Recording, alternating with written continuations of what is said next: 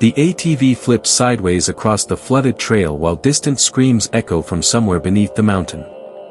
The thin man crawls from the wreck clutching a blood-covered flashlight. A rifle fires from the darkness behind him. The shot misses and tears through nearby trees instead, forcing him deeper into the storm. He reaches an abandoned checkpoint and discovers dozens of animal carcasses hanging upside down from the ceiling beams. Fresh blood still drips onto the floor. A distorted voice calls his name from outside the building. He freezes after recognizing the voice as his older brother's.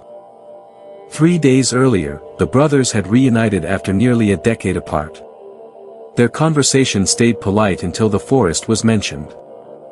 The older brother owned the region's dying lumber routes and refused to leave the mountain despite repeated disappearances nearby. Locals stopped using the trails months ago. The younger brother admitted he only returned because recurring nightmares kept showing him a hidden tunnel underground. He could never remember what waited inside. That night, the younger brother wakes to footsteps circling the house. Wet footprints stop directly outside his bedroom door. By morning, the footprints are gone. The older brother insists they leave immediately before another storm seals the roads. Deep into the mountains, they abandon the truck and continue using an ATV because fallen trees completely block the trail ahead. The forest grows strangely silent the farther they travel. Even insects disappear as fog settles unnaturally low across the ground. They discover fresh deer tracks ending abruptly at a cliff edge. No return prints exist anywhere nearby. A roar erupts somewhere beneath the ravine. The sound resembles metal grinding inside a giant throat.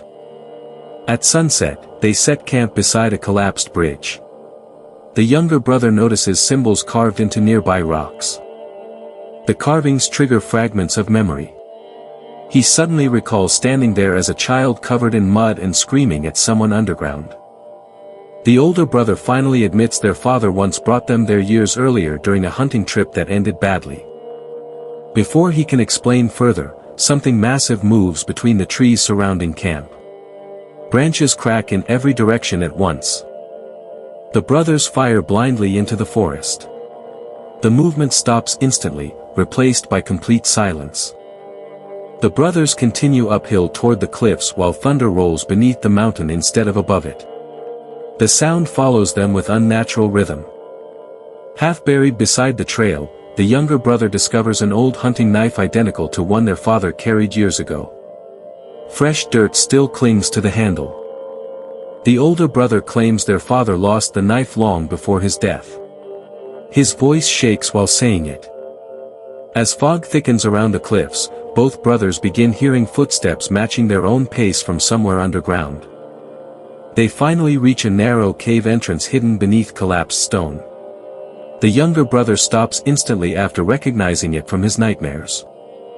The older brother insists they leave immediately, but a distant scream echoes from deep inside the tunnel. It sounds human. Against better judgment, they enter the tunnel and discover rusted mining tracks disappearing into flooded darkness. Water drips steadily from the ceiling above them. Farther underground, the younger brother notices child-sized handprints covering the walls. Some prints appear freshly smeared. The tunnel abruptly opens into a collapsed chamber filled with broken antlers and animal bones stacked in careful circles. The older brother recognizes the chamber immediately.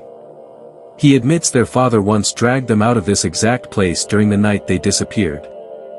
Before more can be explained, a loud metallic scream tears through the chamber. Dust falls from the ceiling overhead. The younger brother suddenly remembers seeing their father covered in blood near the tunnel entrance years ago. Until now, the memory stayed buried. The brothers retreat deeper underground after hearing movement behind them. Something large drags itself slowly across stone. They discover a generator room containing old lanterns, fuel cans, and recent footprints. Someone else has been living underground. A hidden radio crackles to life by itself. A distorted voice repeatedly warns them not to reach the lower cavern. The older brother smashes the radio, but the warning continues through unseen speakers deeper in the tunnel system.